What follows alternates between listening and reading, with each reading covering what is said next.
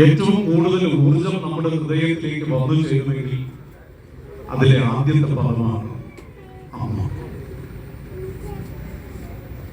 നമ്മളൊക്കെ ഈ ഭൂമിയിൽ ജനിക്കുന്നതിന് മുമ്പ്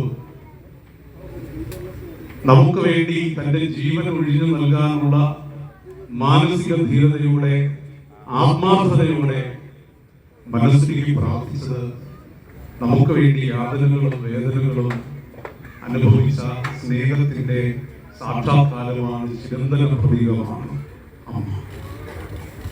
പലപ്പോഴും അമ്മ എന്ന ഉണ്മയെ, ഉമ്മ എന്ന് പറഞ്ഞ സത്യം, പ്രകാശം എന്നർത്ഥമുണ്ട്. അമ്മ എന്ന ഉണ്മയെ പല സാഹചര്യങ്ങളിലും നമ്മൾ മറന്നുപോകുന്നു.